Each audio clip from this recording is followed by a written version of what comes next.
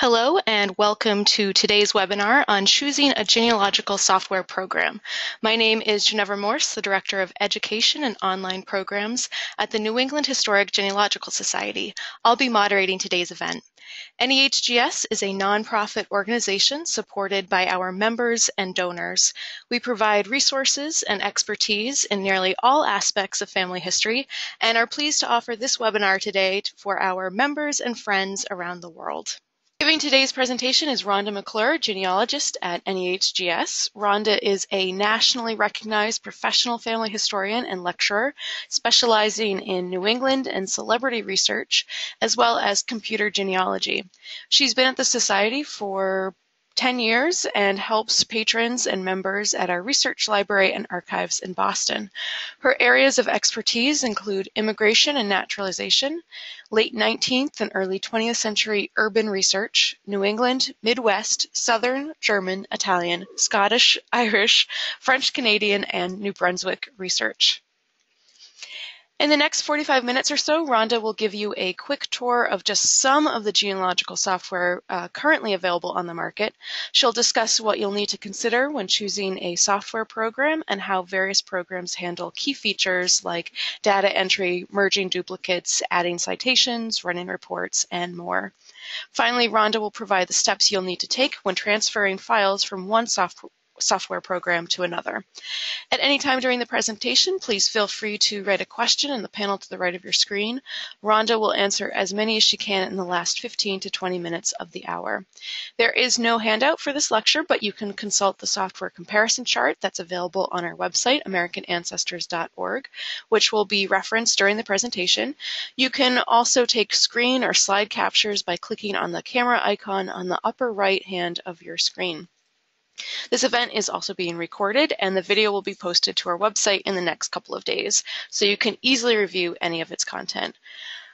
So before we begin, I just want to clarify that we are not the manufacturers of any of the programs that we'll be discussing today. We are providing this webinar simply to help you make an informed decision when selecting a genealogical software program.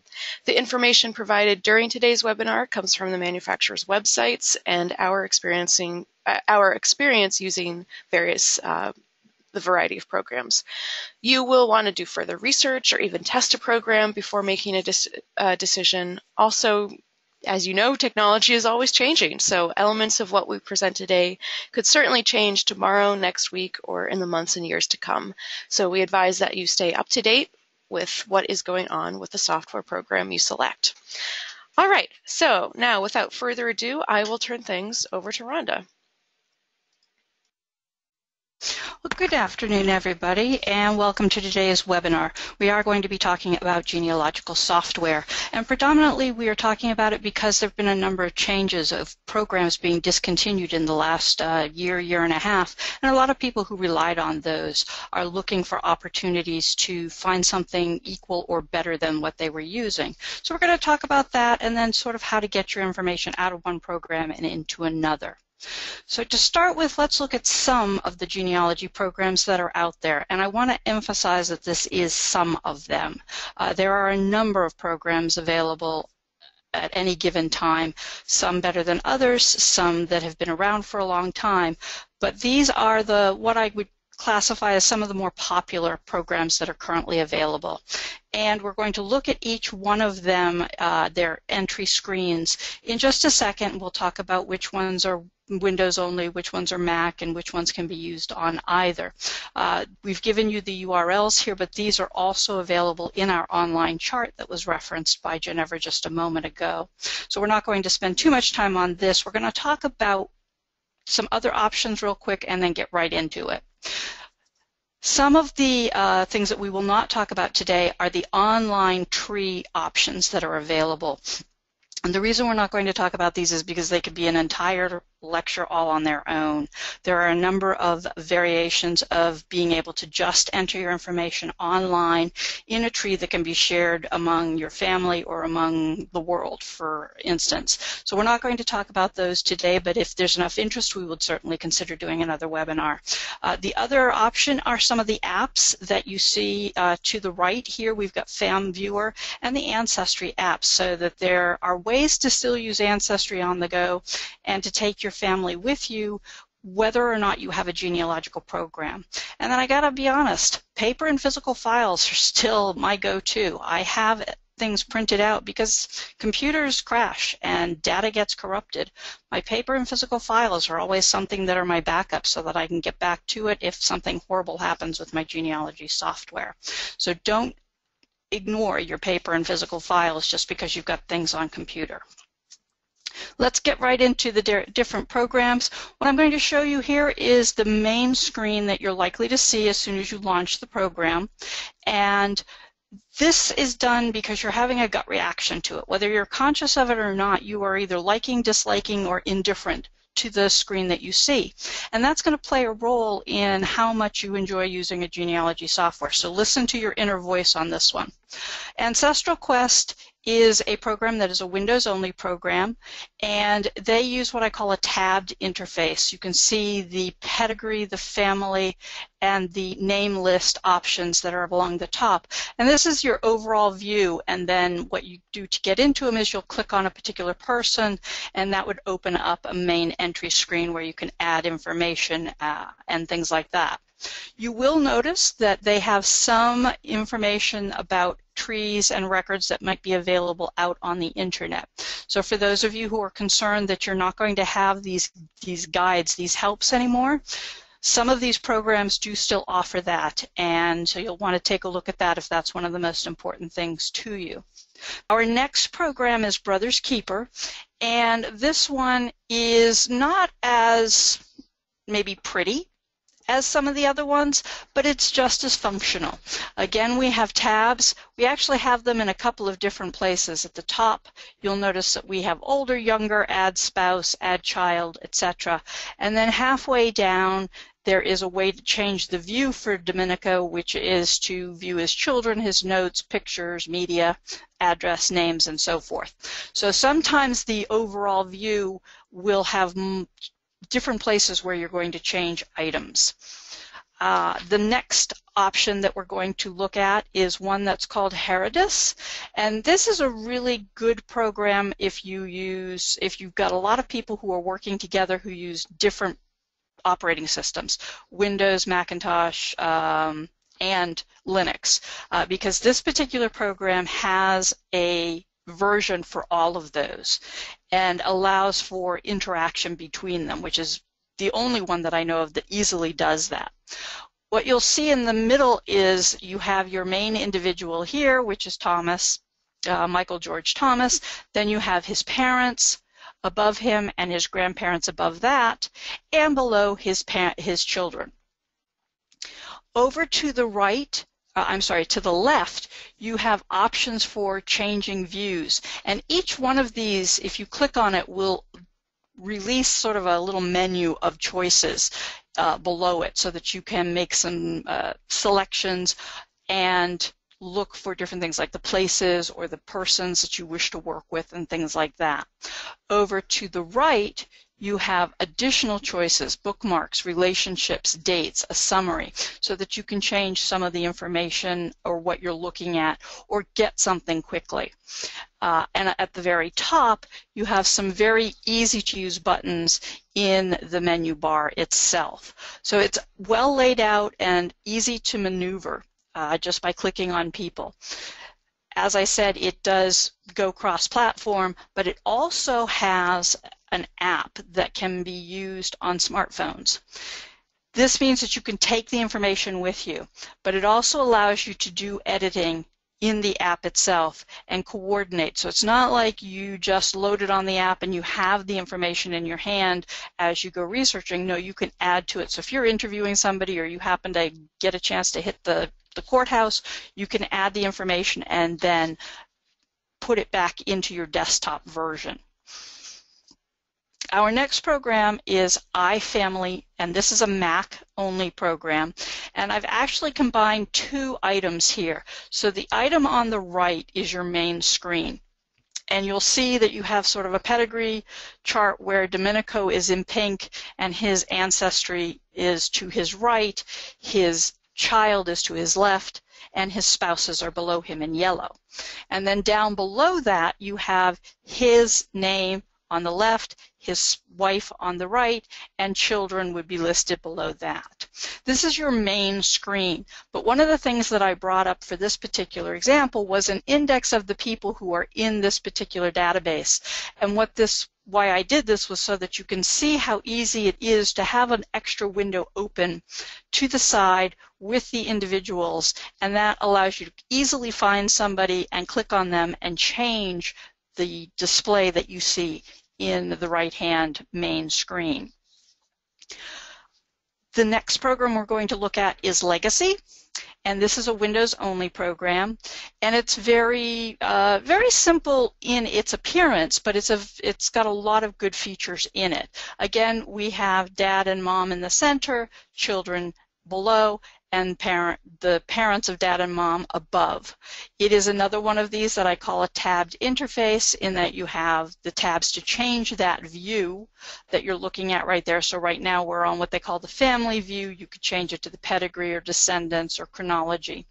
And like many of the others, there's a wonderful set of buttons on the menu bar to make some reports and to search and other things. So it's a nice, easy layout, and for some people, the cleaner the layout, the easier it is to focus on what they're researching.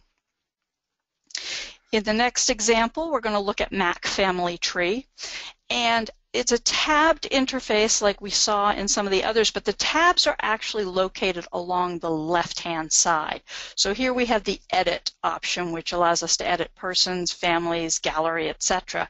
But then you can change the views, select reports, and select ways to export the information over on this left-hand side. Domenico is our main individual. He takes up the center section. His parents and are listed above us, and his wives and children are listed below. Now over to the right we have a very short list of individuals, and the reason that this is so short is because I've already done a search for Domenico Nataloni, and that was done down at the very bottom here where I typed in Domenico Nataloni, and what it does is it shows me everybody who has that name or has some type of that name within their information. So in the case of the very bottom one here, Marco Angelo, his name is longer than what shows up, and he's got a Domenico and he is a Nataloni, so that's why you see him even though he doesn't have the name.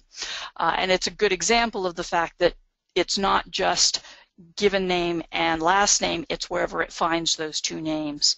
But this search that I'm talking about is just of the people that you've typed into this family tree software. It's not going out and searching the internet for these people. But below that, below our main screen, you'll see that we have some map options, world history, further actions, further views, and to-do items, which can be important if you're in, you want to keep track of what you're doing and what you need to do. Again, this is a Mac program. Our next program is Reunion for the Mac as well, and this has tabs of sorts in that I can change my view up here with these choices up on the upper left: family view, tree view, charts, reports. Find allows me to do some searching, change, mark, and then logs. These would be your to-do logs and other items like that. In the center we have, in this instance, we've got the father and mother, so Joseph Patrick Kennedy and Rose Elizabeth Fitzgerald. Above them we have their parents, and below them we have their children. One of the things that I really like about this is that it's easy for me to tell who has parents. In this case, Patrick Joseph Kennedy up top here, who was born in 1858. Because he's bold, I know that I know more about his ancestry. The same thing for John Fitzgerald down here and Eunice Mary. Both of them are bold as well, so that tells me that they're married and have children. So it's a good use of bolding and color to allow me to know which trees go on and which ones I may be lacking information in. The other item that I want to call attention to is on the left-hand side towards the bottom. It says sidebar, and then there are a bunch of choices below that. The choice you make below sidebar is what affects what you see over here in this right-hand panel. So right now it selects people. I can type in a last name and get all the people of that surname, etc. But what I really like about it is if I chose sources, what I get in this panel is the sources I have in here. And if I am adding new information, I can drag a source and drop it in the source section. And that's one of the things that I particularly like about this program, is having those sources right there, making it very easy for me to create a source citation. Like some of the others that we've seen so far, the Reunion software also has an app that allows me to take the information on the go, whether it's on my iPhone or my iPad. And like the others, it allows me to edit and add information. But even better, I can include the photos, all source citations, or if space is an issue to you, you can say, no, I don't want all that fancy stuff, just give me the bare bones, just the basics. So you have some flexibility in what goes with you, especially if you've got a phone that has, less space on it. And our last program that we're going to look at is Roots Magic. And Roots Magic can be used by either Windows or Macintosh users. And its default is this pedigree view that you see here. Again, it's got the tabbed views where we can change from pedigree to family, descendants, people, a web search option, and a timeline. Over to the left, we have a list of individuals. This is the main index, and that's will appear by selecting this little single-headed tab right there, but there are other options such as couples, etc. But my personal favorite is the history icon right there that allows me to go back and look at who I've worked on within a certain period of time, so that if all of a sudden I find something that needs to go to somebody, I can quickly go back. I don't have to search for that person and type them and bring them up. I can just bring up this history and pull them right out of the list and open it up and edit. The other thing that I particularly like about this is that to the left of the main information on Domenico, I have a 3-line box of sorts where you'll see spouses, 2 parents, 2, but also this little empty tray tells me that I have no source citations for him, I have no notes, I have no pictures for him. If I did, little icons like the notebook you see here in the camera would be in that tray, and that would tell me some additional information. So I really like the fact that in a compact amount of space, I get a lot of good details about where I am and where I'm going with a particular person. Also with the spouses and parents options, if I click on the down arrow, I can pull out the appropriate spouse in the family view so I get just the children of that couple and so forth. So again, a lot of abilities within a single screen. And like some of the other ones, this one also has an app for the iPhone. But for those of you who are like, well, I don't have an iPhone, what can I do? It has something called Roots Magic to Go that allows you to put your data and an operating system of the program onto a thumb drive to take with you to any computer. And so if you go to the library and you plug in this thumb drive, you can launch this Roots Magic to Go and add in information. So you're not limited to having it on a phone. And that's definitely a benefit for working with your family as you go forward. These are just a few of the programs that are out there. But let's talk about essential features, because some of you are obviously looking for a new program. And so there should be some essential features that you want to put on the must-have list. And we're going to look at data entry, merging of duplicates, some basic reports, and some reliability checks that should be in every program that you look at. Looking at the data entry first, There are obviously certain things that we want to have available to us in data entry and should be standard across any program that we're working with. First up, let's talk about names, because we're all about the names in family history. Obviously, a simple surname, single word surname like Bailey, as in Rufus Herman Bailey, that's easy. Any program can handle that. But sometimes multi-words like surnames like Delaverne, or deep names like Dubois de Morlaix, these become a little more tricky in that there may be a character limit in the surname field, or they may not actually have a surname field, in which case you need to find out how to signify that the surname is more than one word. And more we're finding in present generations that we have hyphenated surnames that we need to deal with. So these are a few of the items that you want to kind of test out on any program that you might be looking at. Next up is dates. When it comes to dates, obviously in a perfect genealogical world, we would know the exact date of every birth, marriage, and death and everything else that our ancestors did, and we could type it in as we see with the 6 March 1806.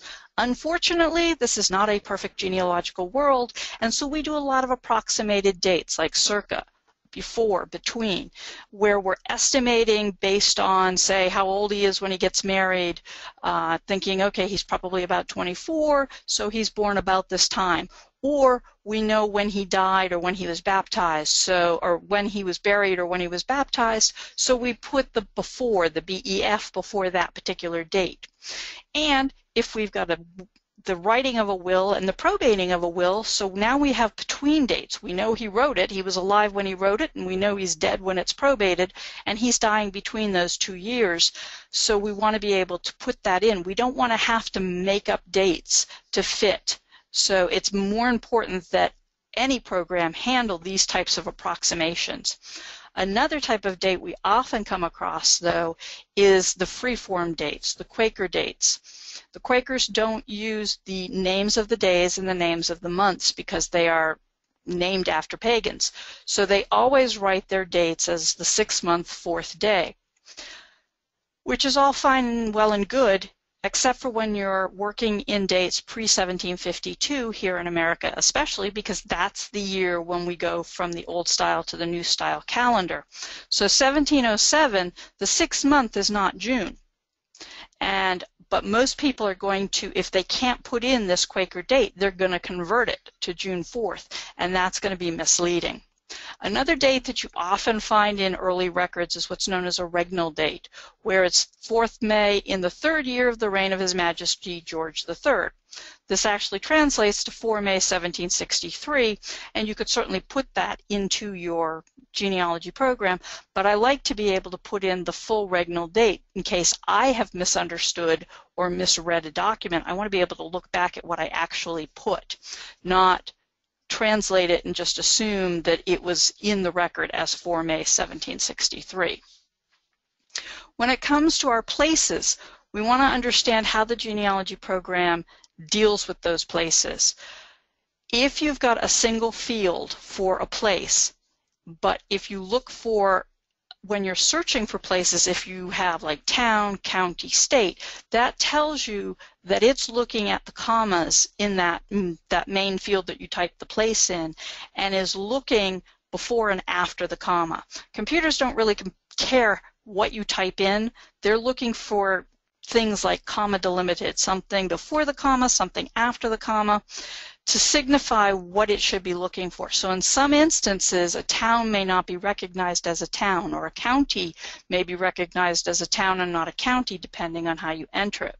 So you want to play around with that. This is more important when it comes down to searching within your program for things that you're looking for in preparation maybe to go on a research trip.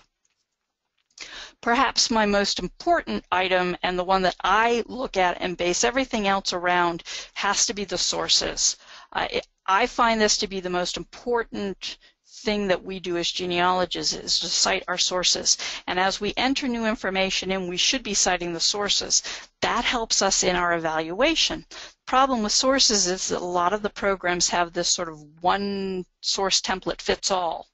And so sometimes it's better to look at the source citations because, let's face it, a newspaper is not A will is not a civil record, is not a church record, is not a book.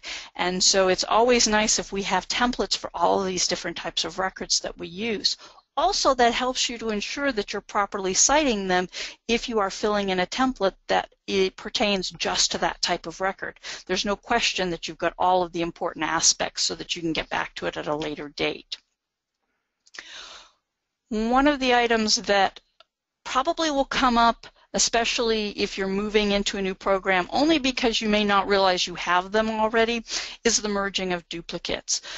As we've added new information, or sometimes we discover that brothers marry sisters, etc., we sometimes have duplicates within a database. And so the merging of duplicates is something that I find should be considered in any type of genealogical software, especially if you're sharing with cousins. So we're going to look at a couple of merges, and some of them have automatic merges where they kind of compare people. They don't automatically mush them together, but they do compare them. So in this instance here for Giuseppe Ritota, we have actually the first one here on the left, who what they're calling the primary person, who was born circa February 1837 in Boiano and dies 29 August 1837. And then we have what they think is a duplicate who was born circa 1838 and is dying in 1839. And they're giving it a score of 39.7 something. So they know it's not quite exact, and they're asking if we want to merge these two people. These are actually, sadly, two little girls who died very quickly, one right after the other, and the parents gave them the same name. So in this instance, I'm going to use the not a match and move on. And that's an important thing that you want to have in any merging, is the fact that anything that's not exactly the same, the program should be asking you if you want to merge these two people. In Legacy, we have a number of different tabs where we can compare information such as family and events, media, notes, the research, etc. So here we have Elena Mercanti, who was born in 1892, and I'm going to click on the select right individual, in other words, to find the other person. This is what's sort of a manual merging. So if I know I have two people who are the same person, rather than run that automatic merge and have it compare the whole database, I can just merge these two people together that I know are indeed duplicates. And so I can select the right individual, which will then allow me to have two people in the screen. And one of the things that I really like once I have that person up on the right is the fact that this options button gives me some options for printing or tagging the people, marking it as not a duplicate, or displaying the not duplicate list. So there's some things here that I can do to mark people, save people, swap them to make one person the primary person and have all the information merged in, etc. But this is all done within what's commonly referred to as a manual merge.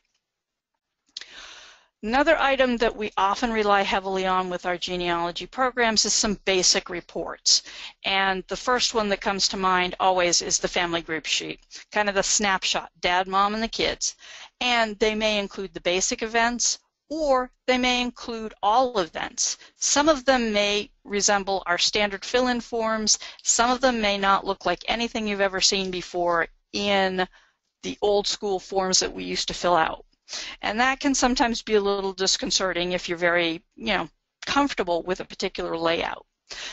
Roots Magic is one of those that kind of gives you a standard form that you are familiar with, where you've got dad, mom, the kids, and you've got your basic events. And in some instances, you can add other things. So you may have multiple marriages, or you may have, burial site, date and things, but you'll see that it's pretty standard layout where you've got the dates on one side, the places, and each child is bold, and then their spouses are included in the form. In Reunion, we don't get quite that same look and feel. What we get is whatever we know about a particular family, so that we end up with Nathan, Clark, and Clements here, and then the names of the children, but because there are no dates for the children, they're sort of all mushed together. And that can be a little bit disconcerting. But also when we're taking, say, this printed form and we're going somewhere to fill in information, say we're up, in a library looking at a book or something, oftentimes what we like to do is to be able to put in the birth, the marriage, the death information that we find under the child's name so that we can go back and add it in wherever.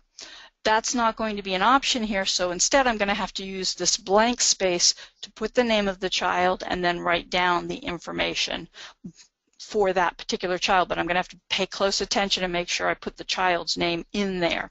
Obviously I've got lots of blank space to do it in, but again, it's sort of disconcerting if you're very familiar with the old styled forms.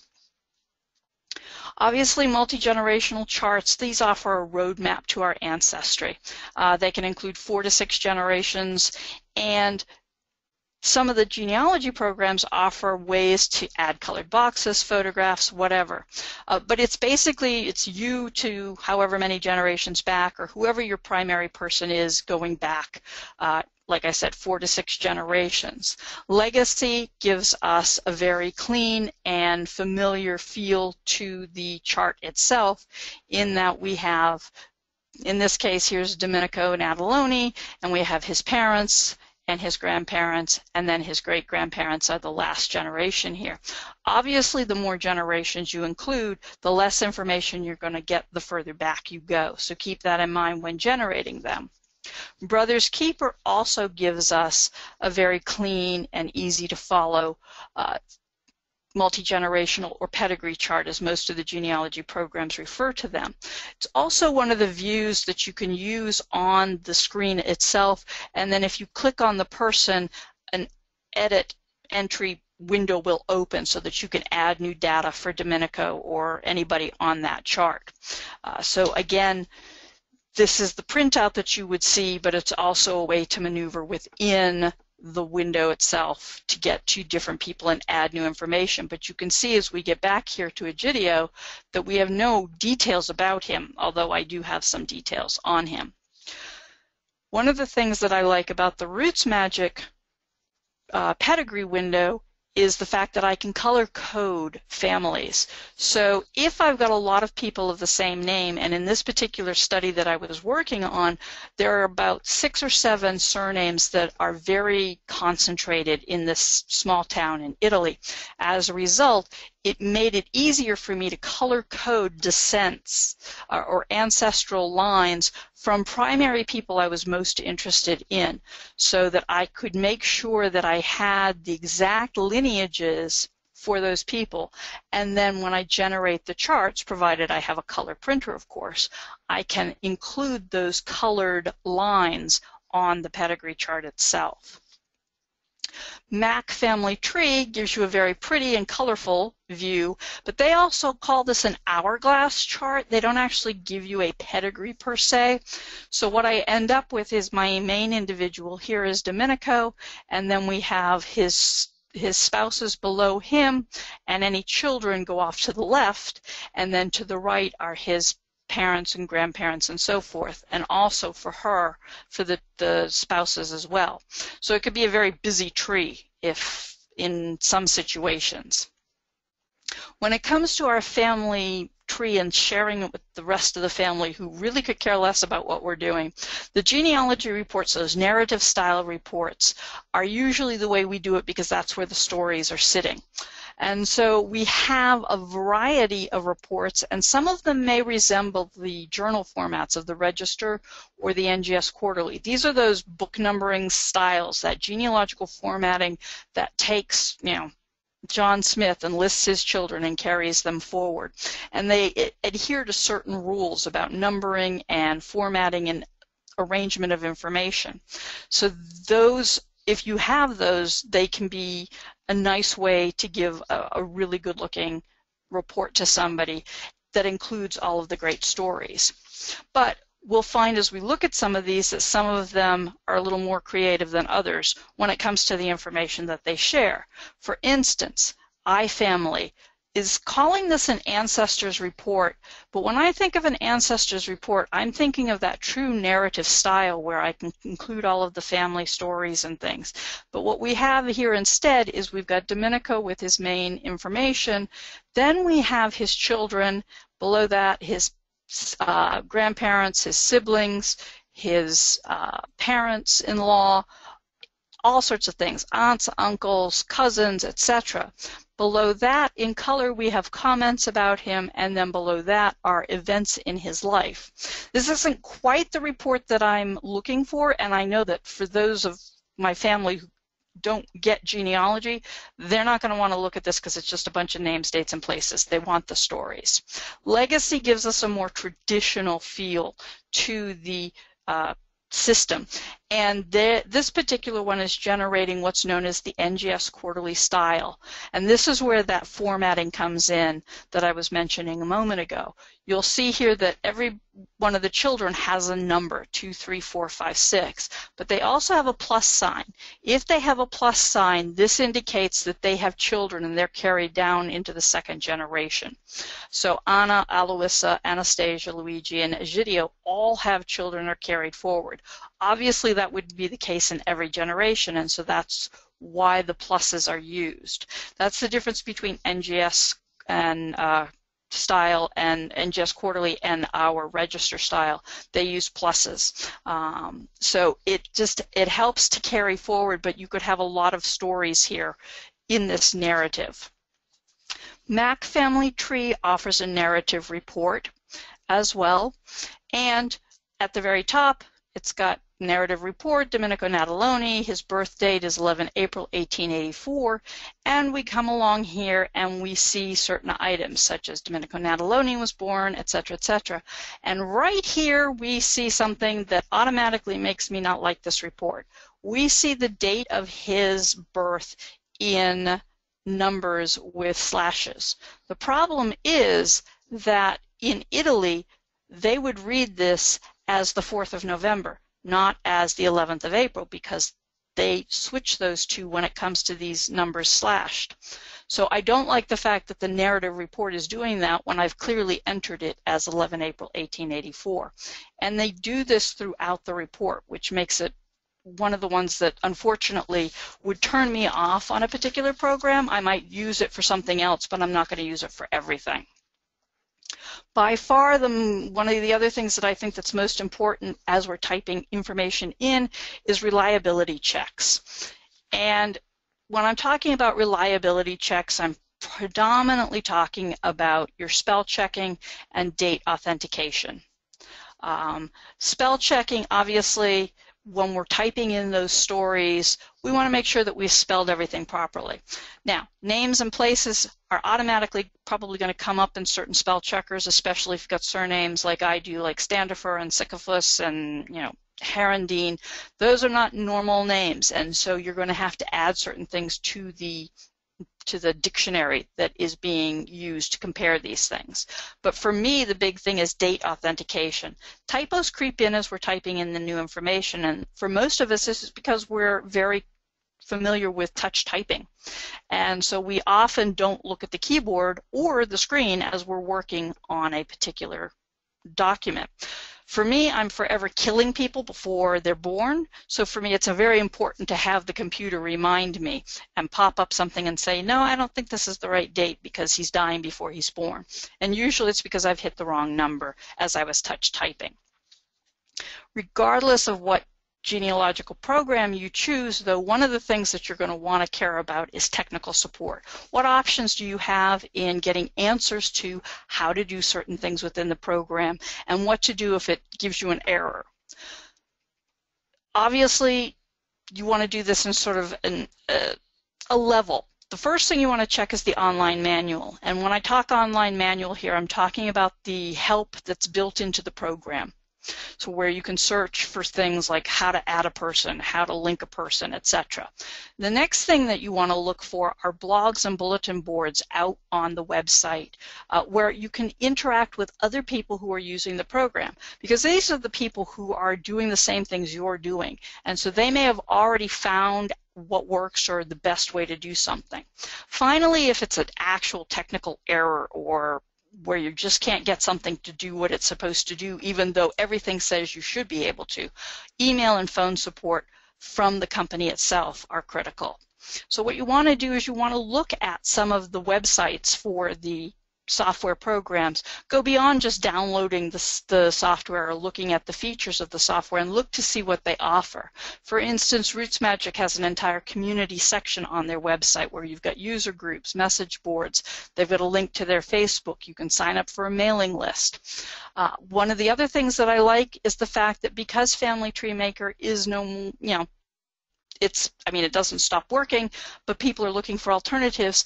They've created a link so that you can see how easy it is to get from Family Tree Maker to their particular program. And for those of us who were using PAF, which is Personal Ancestral File, from its get-go and still try to get it to work in our Windows programs, it still works to a degree. There's another tool for bringing that over as well. So the fact that they have given you these options helps to ease you into certain things. And then they've also clearly marked their contact us when you need to go beyond these basic forums and things. To give you an idea of what their forums look like, you can see here where you've got the product support, the type of topics, the questions, etc. And you can put in a message and then people will answer, including the people who are associated with the company. But sometimes it's more of a what are genealogists doing, not what are the computer guys behind the scenes who write the code doing. But in this particular instance with RootsMagic, they're very good about responding to requests or explaining why perhaps a feature we think should be so simple isn't so simple by saying something like, well, that's going to take 10,000 lines of code, so we'll put it on the list of things you want, but don't look for it tomorrow.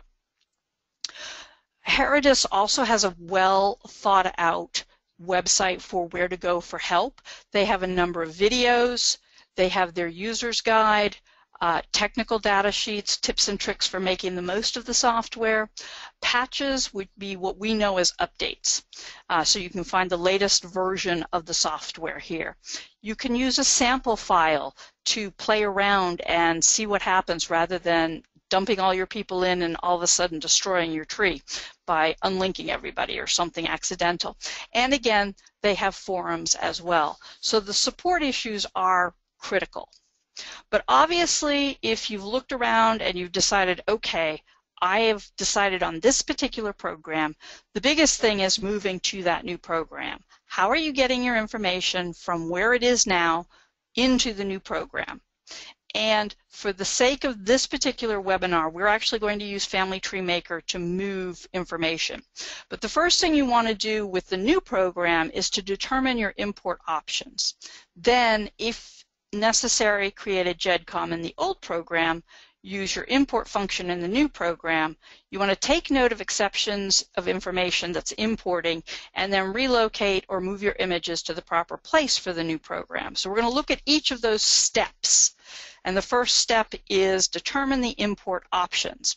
And for this particular one, I have chosen to show you RootsMagic, which has what's known as a bridge for a number of options. RootsMagic's earlier versions, Family Origins, Family Tree Maker 2006 and earlier, Legacy, Personal Ancestral File. Many of you mentioned that you had the Master Genealogist. He's worked with the developer of that to create a bridge so that you don't have to worry about all of your documents and information not coming over. And then if none of the programs that you are using are listed there, using the GEDCOM as an option. Legacy has a similar situation where you have a bridge here where you can take it directly from Personal Ancestral File or Ancestral Quest, and then also if it's anything else. But what I like about their particular item here is they've actually got a wizard that will walk you through it. So if you're concerned that you don't know quite what to do, you can literally go through this step by step, including how to create a GEDCOM file so that you know exactly what you need to do. And then you just walk through and you click each next step as you're doing that. So because many of you are coming from Family Tree Maker, and that's the one that we're going to use as our example, step 2 is to create that GEDCOM file. And you will find in your Family Tree Maker, under File, over in the left, you will find an option that says Export. This is what you're going to select to export your people, and that's going to open the export window, which we will see right here, and you're going to export your entire file, and you're going to export it as a GEDCOM 5.5. Make sure that you include everything that you can include here, your media files, your tasks, etc. And then you're going to click on OK. That's going to open up another little window that reveals some options. You can just leave these, the default destination as Other, and the character set is UTF-8, and click OK, and then it's going to open a window that's going to ask you where you want to save your GEDCOM file. Pay close attention to where you're putting it, because in step 3, which is our next step, to use the import function, you have to remember where you put that file. And so under step 3, you're going to again look for an import option, and here in Reunion it's under File, Import, GEDCOM, so it's right there. And then that will open up a window that says, you know, where's the GEDCOM, and we're going to import it. Because no two programs are the same, you may find that your program that you're going to can't handle everything that you would put in the earlier program. So step 4 is to take note of those exceptions. And in our example, we used MacFamily Tree here. Now, the first thing I want to call attention to is the fact that it recognized all the GEDCOM tags in the file that we were importing. If you've created brand new GEDCOM tags because you've created new events in your old program, that may be an issue, and you may see those listed somewhere. But the unreadable data was listed here, and one of the things you'll notice is that for a lot of the deaths where we had between BTW, it doesn't like that. But what I like about this exception report is the fact that it tells me who it is and the date, so it's going to be easy for me to fix that information. I wish I could tell you everything would go smoothly. It's not. There will be some exceptions. That's just what happens. Step 5, if you've used images, is you're going to have to relocate or move your images. In Legacy, what I really like is the fact that it looks at that media folder and says it's unrecognized and asks what you want to do. So you've got some options here. And you know, pay attention to this. You might want to take a little tiny file first before you do your whole file so that you can see what happens, because let's face it, if you've got 67,000 people, that could take a little bit of time.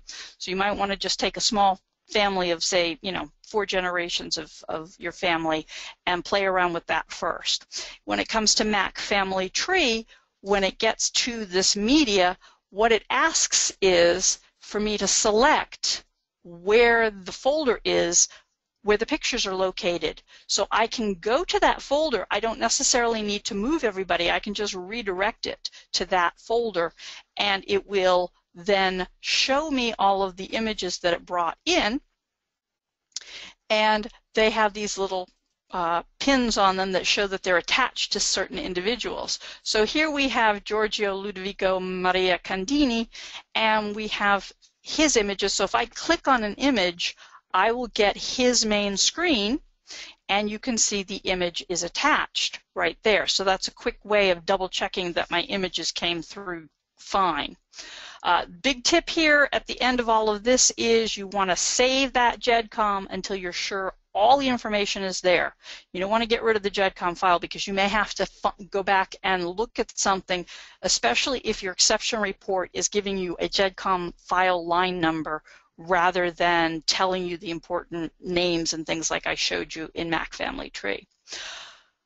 As I mentioned at the beginning of this lecture, all of the software that we talked about today are some of the more popular ones, but there are tons of software options out there.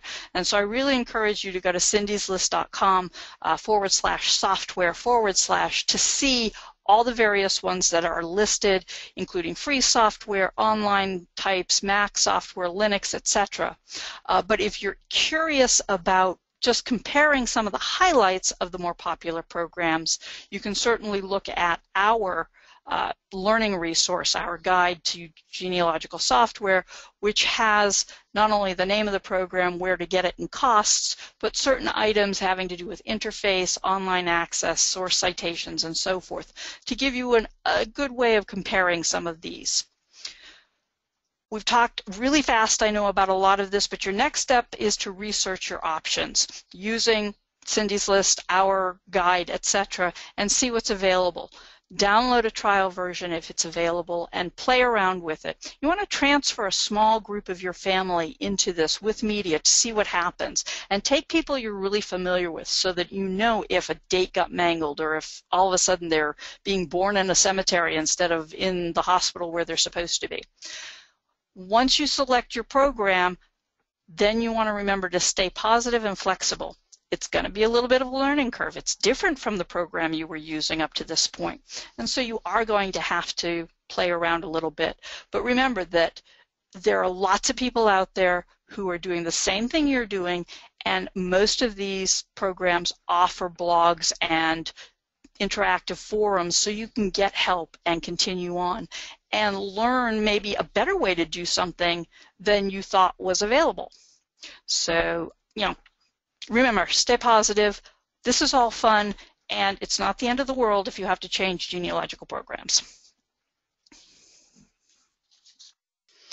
All right, thank you, Rhonda, for your presentation. So now let's tackle your questions. If you have anything that you'd like to ask, please go ahead and type it in the questions panel to the right of your screen, and we'll answer as many as we can in the time provided. And it looks like there are a lot of questions, and one common question that comes up, of course, is do any of the other software programs currently on the market sync with Ancestry's online trees? Unfortunately, syncing as in the information that's in the genealogy program is the same as what's on the tree. No, that was one of the benefits of Family Tree Maker, and Family Tree Maker will do that up until sometime in 2017, but after that, even that will stop. So syncing between the two is no longer going to be an option at present. Maybe somewhere down the line something will come about, but not right now. Another common question is, can you export a GEDCOM file from your public ancestry tree and move it into another program? So can you pull it from the public tree instead of Family Tree Maker? You should be able to find a GEDCOM download option within your tools as the owner of the tree, allowing you to download everything. How that handles the media, I'll be honest, I'm not quite sure, because it's sort of up there in the cloud rather than on your hard drive, so there's nowhere to point it to. So you may find that you don't have those images. So if you've got Family Tree Maker and all the images and everything are in that, it's better to go through Family Tree Maker rather than Ancestry. Now Heather asks about creating personalized fields in a software program. Is that something that's usually available, or maybe if you could just kind of comment on what personalization can be made in some of these software programs?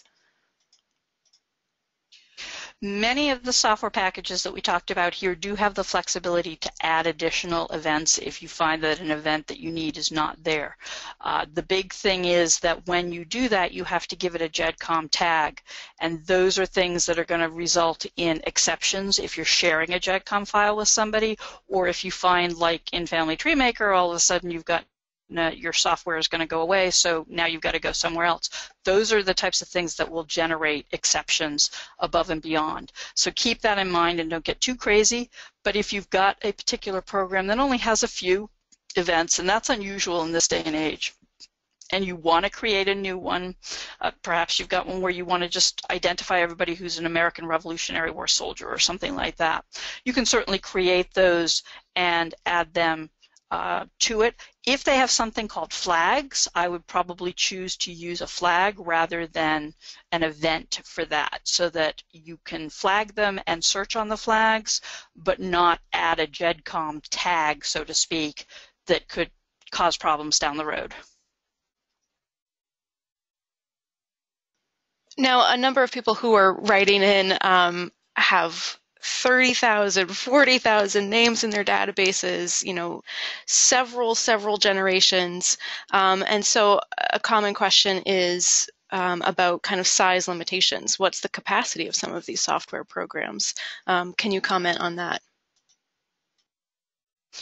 Well, the first thing I'm going to comment on is I'm doing my genealogy all wrong because I only have like 2,300 in mine database. But if you have been fortunate enough to get this and if you've been tracing like everybody and you have one of these big giant databases, or you're doing a one-name study or whatever, and you have a lot of people, back in the dark ages when computer genealogy first came out, there were limitations to how many people you could have in a database. Nowadays, your biggest issue is more about this disk space, your RAM space, and things slowing it down than in having a limitation. I don't know of any program that's on the market today that has an upper limit that would impact anybody who has, even like 100,000 people in their database.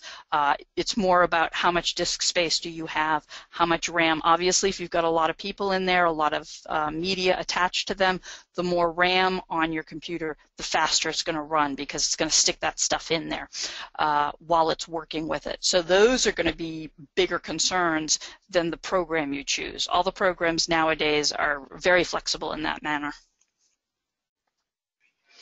Now, Carol has a great question about software and collaborating with a relative.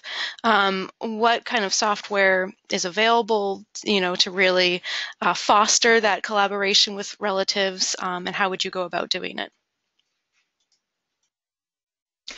Collaborating with maybe just a couple of relatives, you might want to look at something like Heredis, where you can all sort of use the file and add to. That certainly is an option for you, but if you've got a lot of family who are collaborating all at the same time, I'm going to be honest and say that you want to look at those online family trees as your option, because they do allow the owner of the tree to establish who's an editor and to add, and the information all sits right there.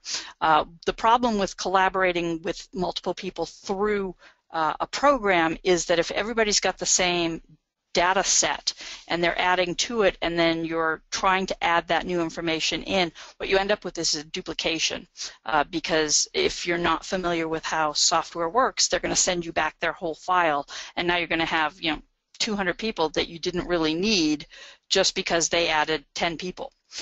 So if you're doing a lot of collaboration, the online avenues may be a better thought. If you're breaking it out so that each person is doing a separate, say, grandfather or grandmother type situation, then what you may want to do is have one person be the keeper of the whole family tree, and as new information is created, teach them how to GEDCOM just the select individuals where new information is coming off of, and load that in so that there's one person who has the full tree and everybody else is sort of working off of pieces.